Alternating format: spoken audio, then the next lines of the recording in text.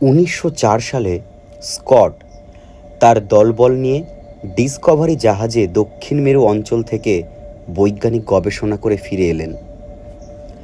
দক্ষিণ মেরু অঞ্চলে গবেষণা করার জন্য ইংল্যান্ডের রাজ সরকার এই বৈজ্ঞানিক অভিযানকে পাঠান। এই বৈজ্ঞানিক অভিযানের নেতা নির্বাচিত হন ইংল্যান্ডের নৌবিভাগের একজন তরুণ অফিসার রবার্ট ফ্যালকন স্কট। 3 বছর সেই চিরতুহিন দেশে বাস করে স্কট আর তার বৈজ্ঞানিকের দল ইংল্যান্ডে ফিরে এলেন। বহু বিষয়ে তারা গবেষণা করেছিলেন, সেখানকার আবহাওয়া, মেরু সমুদ্রের তরঙ্গের গতিবিধি, জীবজন্তু, কিভাবে সেই তুষার মহাদেশের ভূমি গড়ে উঠেছে, ভাসমান সব বরফের পাহাড়ের গতিবিধি। 3 বছর ধরে দক্ষিণ মেরু অঞ্চলে তাঁবু ফেলে বাস করে তারা বহু দরকারি তথ্য নিয়ে ফিরলেন, কিন্তু দক্ষিণ মেরু মহাদেশের ভেতরে তারা বেশি দূর এগোতে পারলেন না। এই অভিযানের আগে যারা দক্ষিণ মেরু অঞ্চলে এসেছিলেন তারাও কেউ দক্ষিণ মেরুর ভেতরে এগোতে পারেননি। অনেকে দক্ষিণ মেরুতে পৌঁছবার পথ খুঁজতে প্রাণ দিয়েছেন, কিন্তু কেউই সেই নিষ্করুণ অজানা মহাদেশের রহস্য ভেদ করতে পারেননি। তার প্রবেশ দ্বার থেকেই মৃত্যু বিতাড়িত হয়ে তাদের ফিরতে হয়েছে। দক্ষিণ মেরু মহাদেশের যেখানে আরম্ভ, সেখানে পৌঁছতেই মানুষকে দুটি মারাত্মক বাধার সামনে পড়তে হয়। প্রথম হলো সমুদ্রে আইসবার্গের বাধা। গরম জলের স্রোত ছাড়িয়ে জাহাজ যতই মেরু অঞ্চলের দিকে এগিয়ে যায় ততই সমুদ্রের চেহারা বদলাতে থাকে। অনেকে দক্ষিণ মেরুতে পৌঁছবার পথ খুঁজতে বেরিয়ে প্রাণ দিয়েছেন, কিন্তু কেউই সেই নিষ্করুণ অজানা মহাদেশের রহস্য ভেদ করতে পারেননি। তার প্রবেশ দ্বার থেকেই মৃত্যু বিতাড়িত হয়ে তাদের ফিরতে হয়েছে। দক্ষিণ মেরু মহাদেশের যেখানে আরম্ভ, সেখানে পৌঁছতেই মানুষকে দুটি মারাত্মক বাধার সামনে পড়তে হয়। প্রথম হলো সমুদ্রে আইসবার্গের বাধা। গরম জলের স্রোত ছাড়িয়ে জাহাজ যতই মেরু অঞ্চলের দিকে এগিয়ে যায় ততই সমুদ্রের চেহারা বদলাতে থাকে। প্রথম ছোট ছোট সব বরফের চাই চারদিক থেকে ভেসে আসতে থাকে। তারপর আরও দক্ষিণ দিকে এগিয়ে গেলেই দেখা যায় সমুদ্র পথ অবরোধ করে বিরাট অতিকায় দৈত্যের মতন ভেসে বেড়াচ্ছে কিংবা দাঁড়িয়ে আছে আইসবার্গের পাহাড়। সমুদ্রের জলও সেখানে জমে বরফ হয়ে আসছে। দুই জমানো বরফের চাইয়ের মাঝখানে সরু খানিকটা জলের স্রোত বইছে। সেই ক্ষীণ জলস্রোত হলো জাহাজ বা বোট যাবার একমাত্র রাস্তা। সামান্য ভুলে জাহাজ এই জলস্রোতে বন্দী হয়ে যেতে পারে। চারদিক থেকে আইসবার্গ এসে তাকে ঘিরে ফেলে। অনেক সময় এই সব বিরাট আইসবার্গের ধাক্কায় জাহাজ উল্টে যায়। যতক্ষণ না সেই সব আইসবার্গগুলো গলে সরে যায় ততক্ষণ সেইখানে বন্দী হয়ে থাকতে হয়। এই সব প্রচণ্ড বাধা এড়িয়ে জাহাজ এমন একটা জায়গায় এসে পড়ে যেখানে সমুদ্রের পথের শেষ। দক্ষিণ মেরুর তটভূমির যেখান থেকে আরম্ভ, এইখানে 500 মাইল দীর্ঘ চিরস্থির অচল অটল দাঁড়িয়ে আছে বিরাট বরফের প্রাচীর। যেন প্রকৃতি এই দুর্লঙ্ঘ বরফের বিরাট পাঁচিল তুলে রেখে মানুষকে দক্ষিণ মেরুতে প্রবেশ করতে নিষেধ করছে। এই বিরাট তুষার প্রাচীরের নাম হলো দ্য গ্রেট আইস ব্যারিয়ার। এই তুষার প্রাচীরের ওপারে হাজার হাজার মাইল জুড়ে পড়ে রয়েছে চিরস্তব্ধ চিরশুভ্র দক্ষিণ মেরুর দেশ, যেখানে সেদিনও পড়েনি একটা মানুষেরও পায়ের চিহ্ন, যেখানে অনাদিকাল থেকে মেরু সূর্যের স্তিমিত আলোয় চিরকুমারীর মতো ধরণী তুষার বসনে ধ্যান মৌন হয়ে বসে আছে প্রথম মানুষের পদধ্বনির আশায়। কে সে মানুষ যার পদশব্দে ভাঙবে এই অনাদিকালের নিস্তব্ধতা? দক্ষিণ মেরুর বুকে দাঁড়িয়ে কোন সে মানুষ প্রথম বলবে, আমি এসেছি?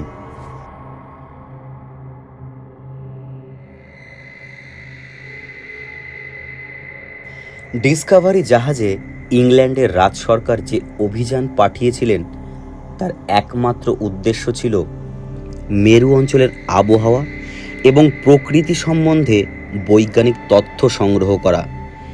দক্ষিণ মেরুতে পৌঁছবার কোনো পরিকল্পনাই এই অভিযানের অংশ ছিল না। তবুও স্কট চেষ্টা করেছিলেন গ্রেট আইস ব্যারিয়ার পেরিয়ে যতদূর সম্ভব ভেতরে প্রবেশ করতে। তখনও পর্যন্ত মানুষের ধারণা ছিল না যে এই দুর্লঙ্ঘ তুষার প্রাচীর পেরিয়ে ভেতরে বেশি দূর যাওয়া সম্ভব নয়। স্কট দুজন সঙ্গীকে নিয়ে, ডক্টর উইলসন আর স্যাকেলটন, তুষার প্রাচীর থেকে ভেতর দিকে যাত্রা করলেন। সঙ্গে 3 মাসের মতো খাদ্য। কুকুরে টানা স্লেজের উপর নির্ভর করে স্কট এই সম্পূর্ণ অজানা পথে বেরোলেন। 3 জন মানুষ ছাড়া 11টা কুকুর ছিল এই অভিযানের সঙ্গী। মেরু অভিযানের নিয়ম হলো তাঁবু ফেলে ফেলে অগ্রসর হওয়া। প্রথম দিন 25 মাইল হাঁটার পর অবসন্ন হয়ে তারা যেখানে থামলেন সেখানে তারা প্রথম তাঁবু ফেলে রাত কাটালেন। পরের দিন সেই তাঁবু থেকে তারা আবার যাত্রা করবেন, কিন্তু তাঁবুটা তারা তুলে নিলেন না, তাঁবু ফেলাই রইল এবং তাঁবুর ভেতর হিসেব করে ফেরবার সময়ের জন্যে প্রয়োজনীয় খাদ্য আর দরকারি জিনিসপত্র রেখে দিলেন। এতে এগিয়ে চলবার সময় খানিকটা করে ভার কমে, কারণ যতই এগিয়ে যেতে হয় ততই শক্তি কমে আসতে থাকে এবং তখন সামান্য ভারও বইতে পারা যায় না। তাছাড়া ফেরবার সময় এই সব তাঁবু ধরেই ফিরতে হয়। এই তাঁবুগুলো হলো ফেরবার পথের নিশানা এবং ফেরবার মুখে খাদ্যের একমাত্র ভাণ্ডার। মেরু অভিযানের নিয়মই হলো এইভাবে তাঁবু ফেলে এগিয়ে যাওয়া, কারণ মেরু পথে সবচেয়ে কঠিন কথা হলো শুধু পৌঁছলেই হবে না, আবার ফিরে আসতে হবে। মেরুর সেই নিষ্করুণ তুষার মরুভূমির মধ্যে অপেক্ষা করে থাকবার কোনো উপায় নেই। তুমি যেখান থেকে যাত্রা করেছো সেইখানে আবার ফিরে আসতেই হবে। তাই মেরু অভিযানে এগিয়ে যাওয়ার চেয়ে বড় কথা হলো ফিরে আসা। সেই পথহীন তুষারের রাজ্যে পথের কোনো নিশানা নেই। পায়ের চিহ্ন সেখানে পড়ার সঙ্গে সঙ্গে তুষার ঝঞ্ঝায় ঢাকা পড়ে যায়। তাই ফেরবার পথে একমাত্র নিশানা হলো যাবার সময় ফেলা এই তাঁবুগুলো। দূর থেকে দূরবীনে এই তাঁবু সাদা বরফের বুকে একটা কালো বিন্দুর মতো দেখায়। সেই কালো বিন্দুকে লক্ষ্য করেই ফিরে আসতে হয়। বিপদ হয় তুষার ঝড়ে যখন এই তাঁবু বরফে ঢাকা পড়ে যায়, তখন দূরবীনে আর কিছুই দেখা যায় না। চারদিকে শুধু একটানা ছেদহীন শুভ্রতা। ফেরবার পথে যদি কোনো রকমে এই তাঁবুর নিশানা হারিয়ে যায় তাহলে সেই তুষার মেরুভূমিতে বাজবার আশা সংকীর্ণ হয়ে আসে, কারণ পথের পাথেয় এবং আশ্রয় সব সেই তাঁবুতেই। এইখানে হলো মেরু অভিযানের ভয়ঙ্করতা। এইভাবে তাঁবু ফেলে ফেলে সে যাত্রায় স্কট আর তার 2 জন সঙ্গী প্রায় 300 মাইল ভেতরে এগিয়ে গিয়েছিলেন। এত দূর আর কোনো মানুষ এর আগে আসতে পারেননি, কিন্তু তবে খাদ্য তাদের ফুরিয়ে এলো এবার, এবং স্যাকেলটন তুষারের আঘাতে একেবারে অবশ হয়ে পড়লেন। মেরু অভিযানের আর এক মহাবিপদ হলো তুষারের আঘাতে দেহের যে কোনো জায়গা অবশ হয়ে যেতে পারে, সারা দেহ তাতে পঙ্গু হয়ে যেতে পারে। স্যাকেলটনের তাই হলো। তখন তিনি সঙ্গী না হয়ে সবচেয়ে বড় বোঝা হয়ে পড়লেন। অবশ্য সঙ্গীকে নিয়েই ফিরতে হবে, তাই তারা ফিরে এলেন।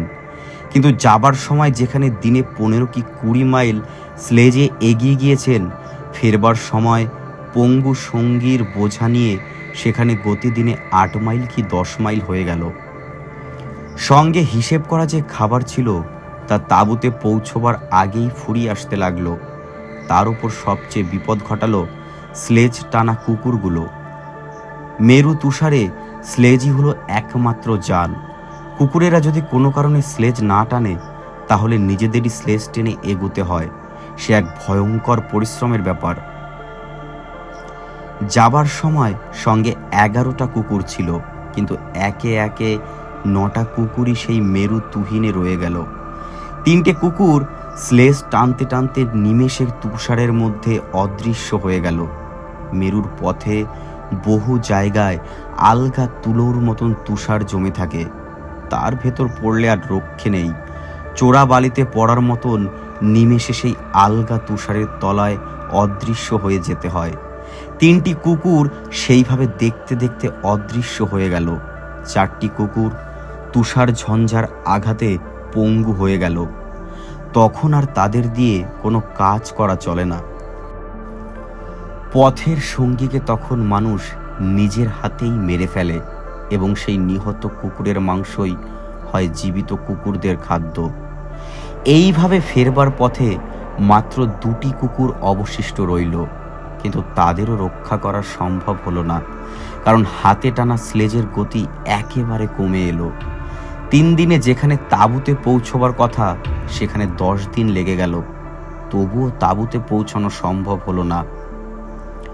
সঙ্গে মোটমাট যা খাদ্য ছিল তা একেবারে কমে এলো।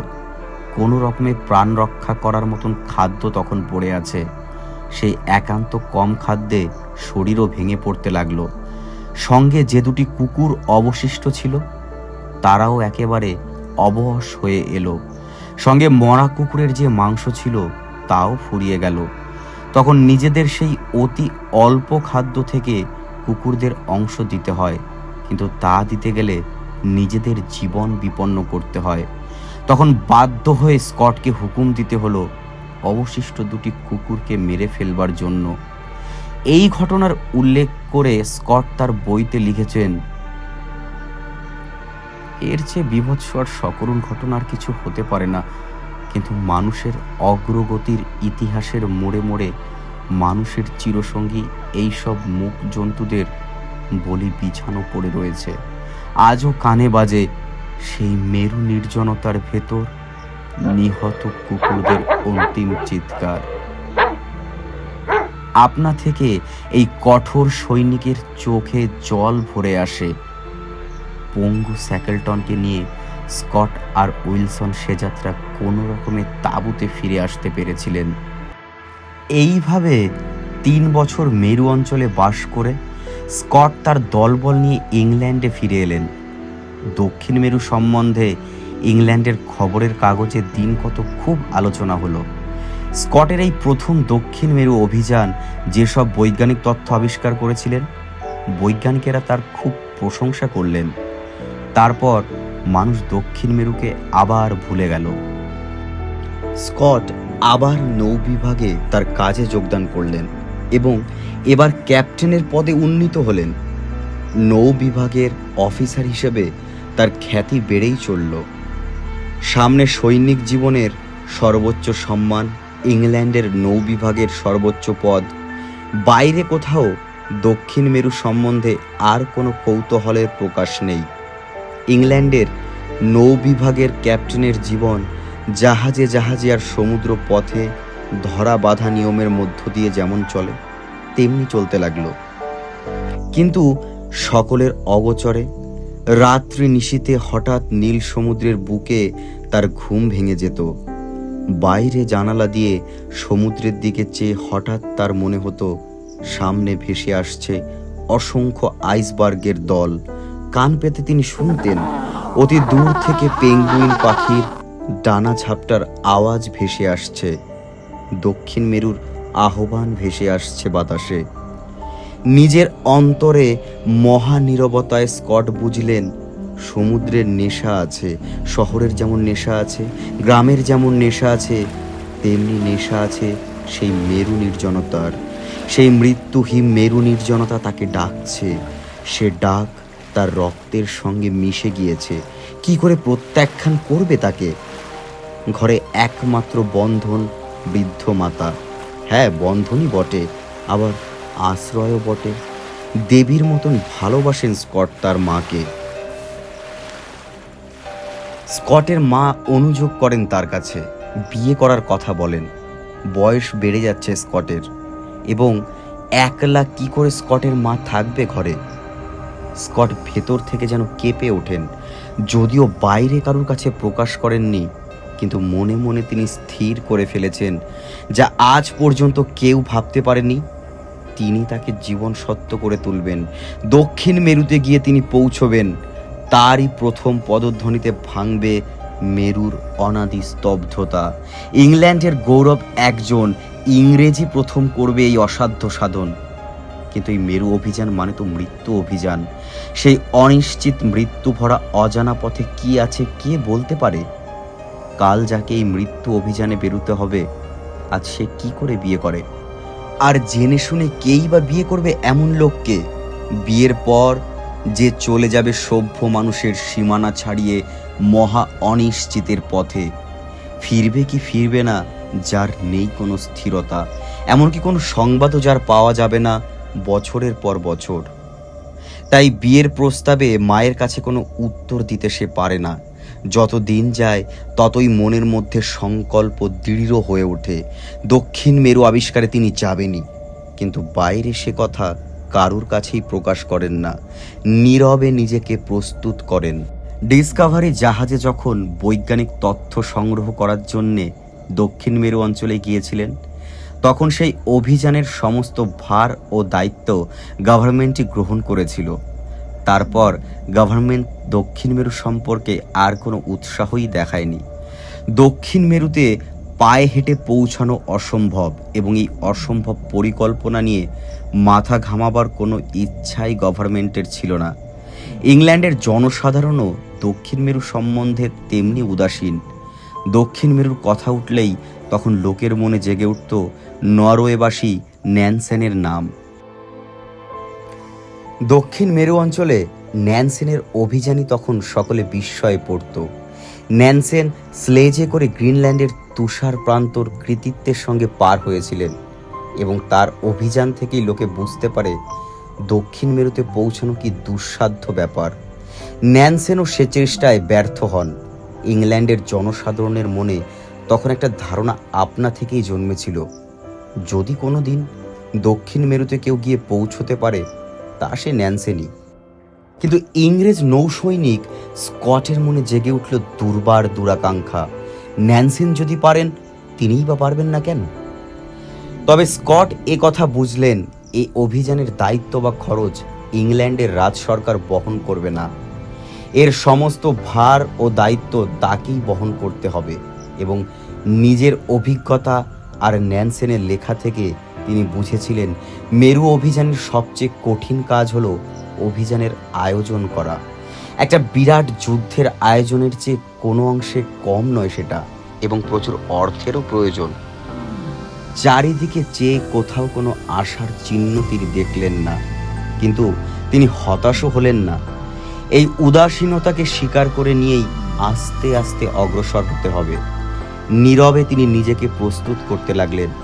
সবচেয়ে প্রথম কর্তব্য হলো বৃদ্ধা মার ব্যবস্থা করা। তার অনুপস্থিতিতে মার কাছে একজন কারো থাকা দরকার, যে মাকে দেখতে পারবে, যত্ন করতে পারবে। একমাত্র স্ত্রী তা পারে। বহুদিন থেকে একটি মেয়ের সঙ্গে তার আলাপ ছিল। আলাপ ক্রমশ ঘনিষ্ঠতায় দাঁড়ায়। একদিন তাকেই স্কট তার অন্তরের বাসনার কথা জানালেন দক্ষিণ মেরুতে যাবার জন্য তিনি নিজেকে প্রস্তুত করছেন। মেয়েটি অপার মুগ্ধ বিস্ময়ে স্কটের পরিকল্পনার কথা শুনলেন। বললেন, আমি হব তোমার সহায়। স্কট বলেন, কিন্তু বিয়ের পর হয়তো বছরখানেক আয়োজনের জন্য আমি ইংল্যান্ডে থাকবো, তাও সারা ইংল্যান্ড ঘুরে বেড়াতে হবে। তারপর জানি না কতদিন পরে দক্ষিণ মেরু থেকে ফিরে আসতে পারবো, এও জানি না আদৌ ফিরে আসতে পারবো কিনা। মেয়েটি আশ্বাস দিয়ে বলেন, আমি তোমার জন্য প্রতীক্ষা করে থাকব। তুমি জয়ী হয়ে ফিরে এলে আমিও তো সে গৌরবের অংশ পাব। বিয়ের দিন স্থির হলো।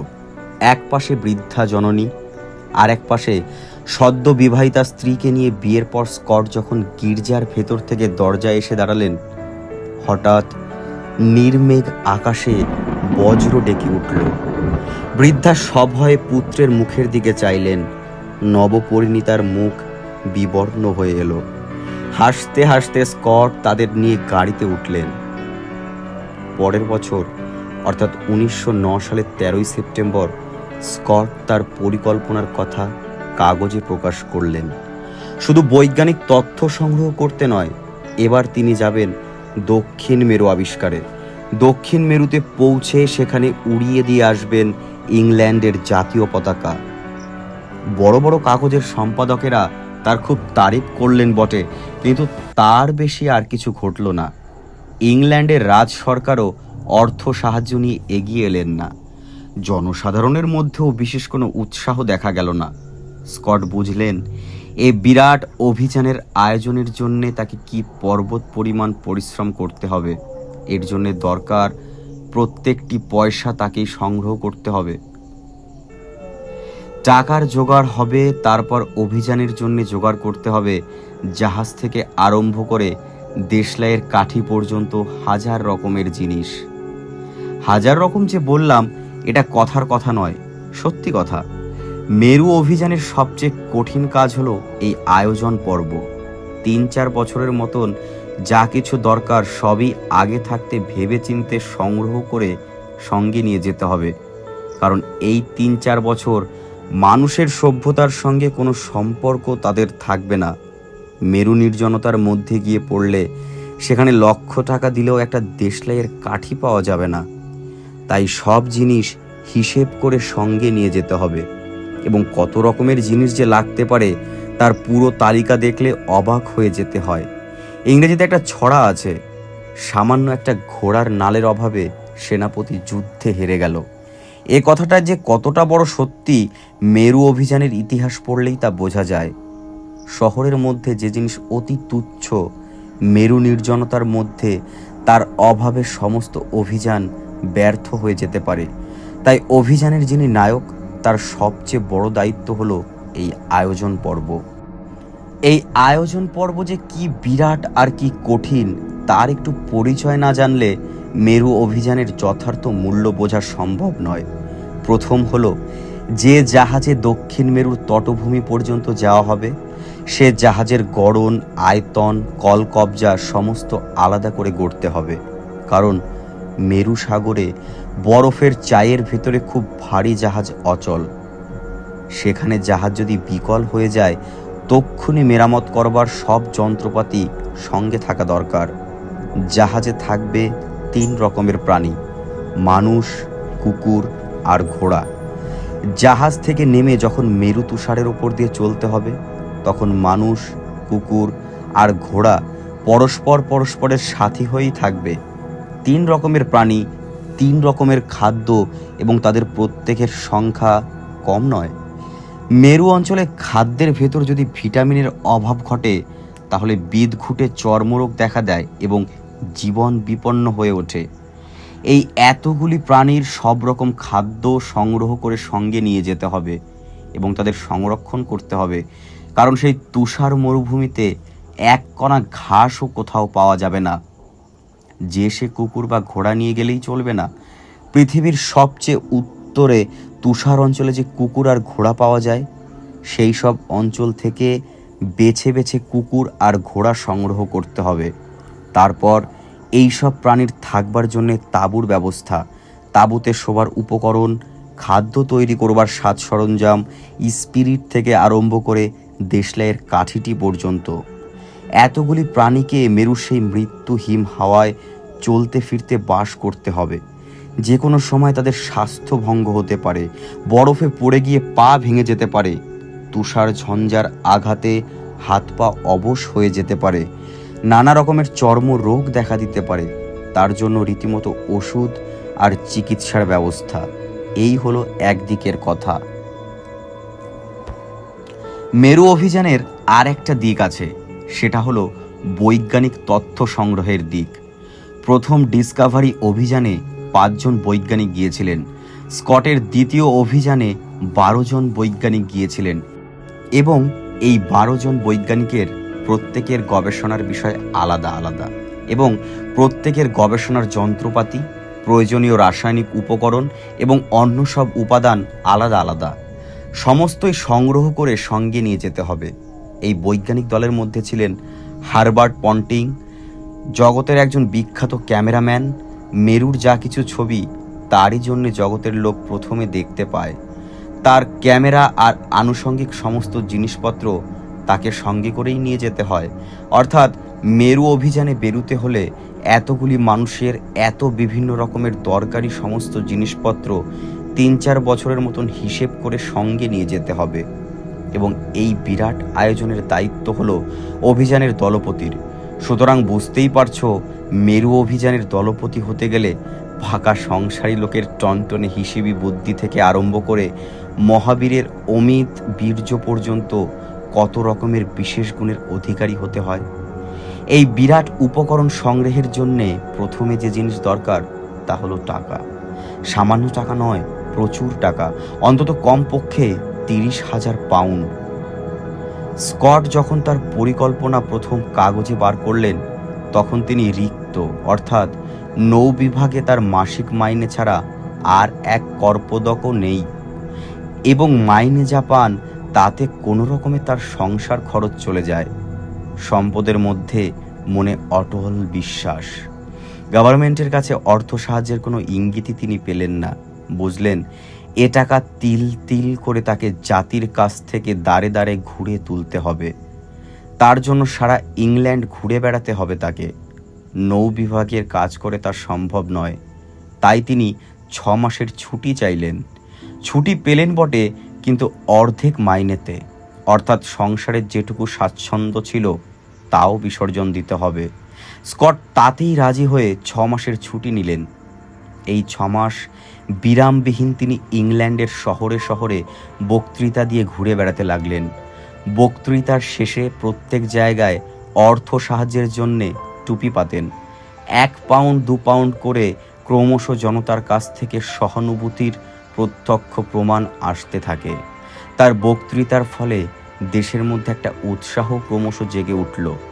ক্রমশ 2-4 জন বড়লোক মোটা অর্থ সাহায্য নিয়ে এগিয়ে এলেন। কোনো ব্যবসায়ী বিনামূল্যে দরকারি জিনিসপত্র দিতে লাগলেন তাকে। দেখতে দেখতে দক্ষিণ মেরু অভিযান সম্পর্কে স্কটের বক্তৃতার ফলে একটা জাতীয় উৎসাহ জেগে উঠল, এবং অর্থ সংগ্রহের মাত্রা বাড়িয়ে তুলবার আশায় স্কটও ঘোষণা করলেন তার এই অভিযানের উদ্দেশ্য হলো দক্ষিণ মেরুতে পৌঁছানো, যেখানে আজও পর্যন্ত কোনো মানুষ পৌঁছাতে পারেনি। সেইখানে তিনি নিয়ে যাবেন ইউনিয়ন জ্যাককে, ইংল্যান্ডের জাতীয় পতাকাকে।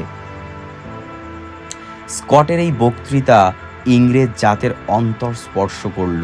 স্বয়ং রাজমাতা জানালেন, স্কট দক্ষিণ মেরুতে যে পতাকা পুঁতে আসবেন তিনি নিজের হাতে সে পতাকা তৈরি করে স্কটকে দেবেন। দেখতে দেখতে স্কট 10,000 পাউন্ড সংগ্রহ করলেন। তখন ইংল্যান্ডের গভর্নমেন্ট স্কটের সাহায্যের জন্য এগিয়ে এলেন এবং বাকি 20,000 পাউন্ড দিতে প্রতিশ্রুতিবদ্ধ হলেন। তবে এই শর্ত হলো যে এই অভিযানের নাম স্কটের অভিযানের বদলে জাতীয় দক্ষিণ মেরু অভিযান হবে। স্কট তাতেই সম্মতি দিলেন। আয়োজন পর্বের প্রথম সংকট দূর হয়ে গেল। অভিযান সম্বন্ধে আর কোনো সন্দেহই রইল না। এখন দরকার অভিযানের উপকরণ, লোকজন এবং জন্তুদের সংগ্রহ করা। এই সম্পর্কে একটা কথা তোমরা শুনলে বেশ খুশি হবে। স্কট যখন টাকার জন্য ইংল্যান্ডের শহরে শহরে বক্তৃতা দিয়ে ঘুরে বেড়াচ্ছিল, সেই সময় সবচেয়ে বেশি উৎসাহ তিনি পান ইংল্যান্ডের স্কুলের ছাত্রছাত্রীদের কাছ থেকে। 1 পেনি 2 পেনি নিজেদের পকেট খরচের পয়সা থেকে তারা জমিয়ে স্কটের হাতে তুলে দেয়। অনেক স্কুল আবার চাঁদা তুলে অভিযানের দরকারি যা হোক একটা জিনিস কিনে স্কটের কাছে উপহার পাঠায়। এই উৎসাহ স্কটের অন্তর স্পর্শ করে। তিনি বুঝলেন তার জাতির কিশোর কিশোরীদের মনও তার সঙ্গে এই অ্যাডভেঞ্চারে যোগদান করেছে। একটা সমগ্র জাতির অ্যাডভেঞ্চার স্পৃহা আর আত্মমর্যাদার প্রতীক হয়ে তাকে যেতে হবে দক্ষিণ মেরুতে। জয়ী হয়ে তাকে ফিরতেই হবে। টাকা সম্বন্ধে নিশ্চিন্ত হয়ে স্কট এইবার অভিযানের জন্য উপযুক্ত লোকের নির্বাচনে মন দিলেন। সব শুদ্ধ 65 জন লোক এই অভিযানে যোগদান করেন, কিন্তু এই 65 জনের মধ্যে 32 জন হলেন জাহাজের লোক, অর্থাৎ তারা জাহাজের কাজেই থাকবেন। তীরে নেমে প্রকৃত অভিযানে তারা যোগ দেবেন না। অভিযানের ভাষায় এদের বলা হয় শিপস পার্টি। এছাড়া স্কট বেছে বেছে নানা বিভিন্ন বৈজ্ঞানিক বিষয়ে গবেষণা করবার জন্যে একটা বৈজ্ঞানিক স্টাফ সঙ্গে নিলেন। তাদের সংখ্যা হলো 12 জন। এই 12 জনের সহায়ক আরও 17 জনকে নিলেন। অভিযানের পরিভাষায় এদের বলা হয় শুধু মেন। তারা অধিকাংশই জাহাজের পেটি অফিসার ও বৈজ্ঞানিকদের সহায়ক। এদের সকলেরই ওপর হলো অফিসার দল। এই অফিসার দলের ওপরেই এই অভিযানের সমস্ত দায়িত্ব। 7 জনকে নিয়ে এই অফিসার দল গঠিত হলো: নায়ক স্কট, উপনায়ক লেফটেন্যান্ট ইভান্স, ভিক্টর এ ক্যাম্পবেল, হেনরি আর বোয়ার্স, লরেন্স জি ওটস, জি মারে লেভিক এবং এডওয়ার্ড এটকিনসন। এই 7 জনই ইংল্যান্ডের নৌবিভাগের ক্যাপ্টেন অথবা লেফটেন্যান্ট র্যাঙ্কের বড় অফিসার ছিলেন। শেষের 2 জন ছিলেন সার্জেন্ট। বৈজ্ঞানিক স্টাফের অধিনায়ক নির্বাচিত হলেন এডওয়ার্ড উইলসন। ফটোগ্রাফির ভার দেওয়া হলো হারবার্ট জি পন্টিংয়ের উপর। যখন স্কট তার অভিযানের অফিসার নির্বাচনে ব্যস্ত, সেই সময় ভারতবর্ষের মাহাও শহর থেকে একটা চিঠি পেলেন। চিঠি লিখেছেন সেই শহরে অধিষ্ঠিত এক ব্রিটিশ সেনাবাহিনীর ক্যাপ্টেন লরেন্স ওটস। চিঠিতে তিনি লিখেছেন বহুদিন থেকে তার অন্তরের বাসনা মেরু অভিযানে যোগদান করার। তার বিশেষ দাবির মধ্যে তিনি লিখেছেন সৈনিকের কাজ ছাড়া ছেলেবেলা থেকে কুকুর আর ঘোড়ার লালন পালনে তিনি বিশেষ দক্ষতা অর্জন করেছেন এবং সেই সঙ্গে জানিয়েছেন যদি তাকে এই সুযোগ দেওয়া হয় তাহলে তিনি তার সামান্য সঞ্চয় থেকে বছরে 1000 পাউন্ড করে চাঁদা দিতে পারেন। স্কট তাকে আসবার জন্যে চিঠি লিখে পাঠালেন। সৈনিক বিভাগের কাজে ছুটি নিয়ে ওটস ভারতবর্ষ থেকে ছুটলেন লন্ডনের পথে। লন্ডনে পৌঁছেই তিনি স্কটের অফিসে গিয়ে হাজির হলেন। স্কট তখন এক মনে কাজ করছিলেন। তিনি ভাবতেই পারেননি ওটস এত শিগগির চলে আসতে পারেন। স্কটের জিজ্ঞাসু দৃষ্টির উত্তরে ওটস সৈনিকের ভঙ্গিতে মাথা নুইয়ে বললেন, আই এম ওটস। আজ ইংরেজি ভাষায় এই সামান্য 3টে অক্ষরের যে কি বিরাট তাৎপর্য তা এই কাহিনীর শেষেই বুঝতে পারবে। ওটসের সঙ্গে কথাবার্তায় স্কট মুগ্ধ হয়ে গেলেন এবং তাকে এই অভিযানের সঙ্গী হিসাবে গ্রহণ করতে স্বীকার করলেন। কিন্তু একটু খটকা রয়েই গেল। এই অভিযানের সঙ্গী হতেও গেলে অন্তত সার্ভে বিজ্ঞান সম্বন্ধে মোটামুটি জ্ঞান থাকা দরকার। তা ওটসের ছিল না। কিন্তু ওটস তাতে দমলেন না। বললেন যদি শেখাবার ব্যবস্থা করে দিতে পারেন তাহলে এই কমাসের মধ্যে সে দিনরাত খেটে শিখে নেবে। স্কট সেই ব্যবস্থাই করলেন। ওটস রয়্যাল জিওগ্রাফিক্যাল সোসাইটিতে সার্ভের স্পেশাল কোর্সে পড়তে শুরু করে দিলেন। এই সময় একদিন ওটস স্কটকে বলেছিলেন, দক্ষিণ মেরুতে পৌঁছবার জন্যে অবশেষে যে দল যাত্রা করবে আমাকে কিন্তু সেই দলে নিতে হবে। দলের অধিনায়ক হিসেবে স্কট সেদিন বলেছিলেন, আমি ঠিক করেছি দক্ষিণ মেরুতে পৌঁছবার শেষ অভিযানে আমরা 5 জন থাকব। বাকি 4 জন কে হবে তা এখনো বলতে পারি না। দলের মধ্যে যে 4 জনকে দেখব সবচেয়ে ফিট সেই 4 জনকে সঙ্গে নেব। ওটসের নিয়োগপত্রে দেখা যায় জাহাজে সাধারণভাবে সকল বিভাগকে সাহায্য করবার জন্য তাকে নেওয়া হয় এবং তার বেতন হয় মাসিক 1 শিলিং। মানুষের আয়োজনের সঙ্গে চলছিল কুকুর আর ঘোড়া সংগ্রহের ব্যাপার। স্কটের দলে বৈজ্ঞানিক স্টাফের ভেতরে ছিলেন 2 জন অদ্ভুত লোক। একজনের নাম ম্যাকার্স আর একজনের নাম এমসি। দুজনেই ভ্রমণকারী। সারা জীবন ধরে শুধু পৃথিবীর দূর দূরান্তর প্রদেশ ঘুরে বেরিয়েছেন। তাছাড়া ম্যাকার্স কুকুর আর ঘোড়ার সম্বন্ধে একজন বিশেষজ্ঞ ছিলেন। স্কট তার উপরেই ভর দেন কুকুর আর পনি ঘোড়া সংগ্রহ করার জন্যে। যে সে কুকুর বা ঘোড়া হলে চলবে না। দক্ষিণ মেরুর সেই দুরন্ত শীতে বরফের সঙ্গে যে কুকুর বা যে ঘোড়াটিকে থেকে পরিশ্রম করতে পারবে তাদেরই সঙ্গে নিতে হবে। সেই অজানা তুষার পথে তারাই হবে প্রধান সহায়। সুতরাং মেরু অঞ্চলে যেসব কুকুর আর ঘোড়া অভ্যস্ত সেই জাতীয় জন্তুই সংগ্রহ করতে হবে। সেই সব জন্তু থাকে মানুষের সভ্যতা থেকে বহু দূরে, তুষার সাইবেরিয়ার দূর দূরান্তর গ্রামে। সেখান থেকে তাদের সংগ্রহ করে নিয়ে যেতে হবে নিউজিল্যান্ডে। কারণ নিউজিল্যান্ডই অভিযানের বিভিন্ন দলকে এসে মিলতে হবে এবং সেখান থেকেই অভিযান দক্ষিণ মেরুর পথে যাত্রা করবে। কি করে মায়ার সেই সুদূর উত্তর সাইবেরিয়ার ভেতর থেকে এইসব দুর্দান্ত মেরু কুকুরদের সংগ্রহ করে নিউজিল্যান্ডে এসে পৌঁছেছিল, সেইটাই আরেক রোমাঞ্চকর অ্যাডভেঞ্চারের কাহিনী। এইখানে তোমাদের একটা কথা জেনে রাখা দরকার। আজ আমরা স্বাধীন হয়ে জগতের সভ্য জাতির সভায় আসন নিয়ে বসতে চলেছি, কিন্তু পাশ্চাত্য জাতির কাছ থেকে আজও আমাদের বহু জিনিস শিখতে বাকি আছে। আজকের যুগ হলো অর্গানাইজেশনের যুগ। যে কোনো অর্গানাইজেশনকে সার্থক করে তুলতে হলে দরকার নিয়ম নিষ্ঠা, দরকার যে কোনো উপায়ে নির্দিষ্ট সময় মতো কাজটা সম্পন্ন করা। স্কট মায়ার্সকে বলে দিয়েছিলেন, অমুক তারিখের মধ্যে আমাদের জাহাজ নিউজিল্যান্ডের লিটলটন বন্দর থেকে ছাড়বে। সেই তারিখের মধ্যে তোমাকে অন্তত 19টা সাইবেরিয়ান পনি ঘোড়া আর 34টা মেরু কুকুর নিয়ে সেখানে হাজির থাকতে হবে।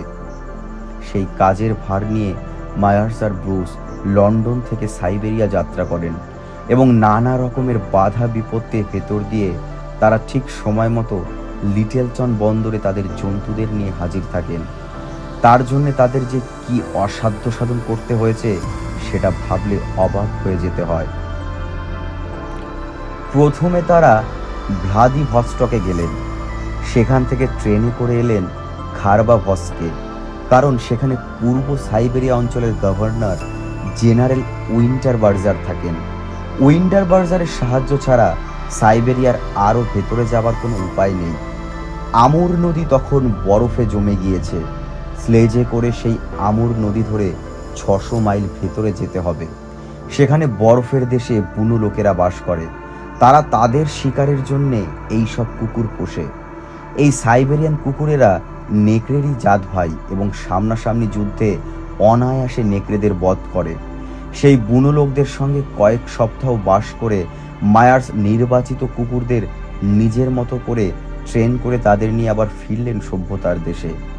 ইতিমধ্যে ব্রুস এইভাবে পনি ঘোড়া সংগ্রহ করে মায়ার্সের জন্যে ভ্লাদিভস্টকে অপেক্ষা করছিলেন।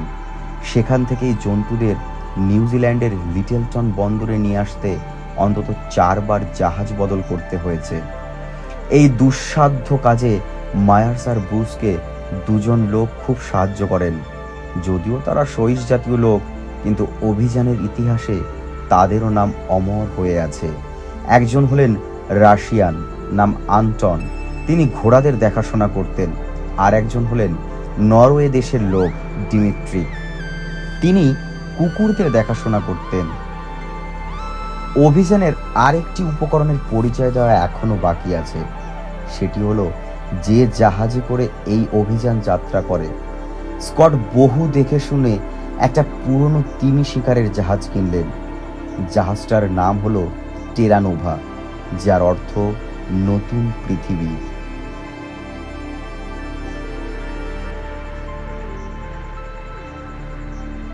নতুন মাটি, নতুন পৃথিবীর আবিষ্কারে তারা চলেছেন। হয়তো সেই জন্যে নামটা স্কটকে আকর্ষণ করে।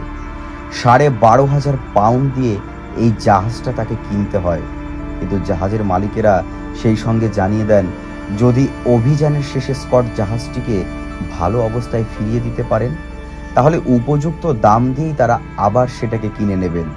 স্কট তাতেই রাজি হন এবং ইভান্সের উপর ভার দিলেন টেরানোভাকে গড়িয়ে পিটিয়ে অভিযানের উপযুক্ত করে তুলবার জন্যে। ঘোষণা করলেন 15ই জুন তারা কার্ডিফ থেকে ইংল্যান্ড ছেড়ে সমুদ্রপথে নিউজিল্যান্ডের দিকে যাত্রা করবেন। 25শে নভেম্বর নিউজিল্যান্ডের লিটলটন থেকে পোর্ট চামাস বন্দরে যাবেন। সেখান থেকে 29শে নভেম্বর 1910 সালে মহা অনির্দিষ্টের পথে তারা যাত্রা শুরু করবেন।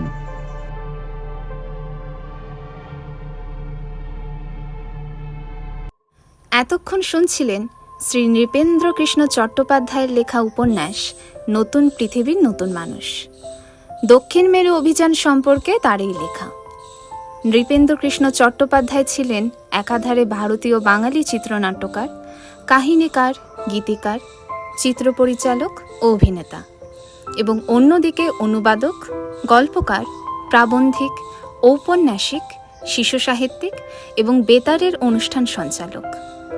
20 শতকের প্রথমার্ধে বাংলার সংস্কৃতি জগতে অন্যতম বহুমুখী প্রতিভাধর ব্যক্তি ছিলেন তিনি। শিশু সাহিত্যে তার অবদান বিশেষভাবে স্মরণীয়। আজকের গল্পের কথকের চরিত্রে ও সমগ্র গল্প পরিচালনায় প্রসূন, আবহ সাউন্ড ও মিক্সিংয়ে যথাক্রমে ইন্দ্র ও প্রসূন। গল্প ভালো লাগলে অবশ্যই লাইক, কমেন্ট ও শেয়ার করবেন এবং এখনও সাবস্ক্রাইব করে না থাকলে অবশ্যই সাবস্ক্রাইব করবেন আমাদের চ্যানেল মরালি প্রোডাকশন। সকলে ভালো থাকবেন, সুস্থ থাকবেন। ধন্যবাদ।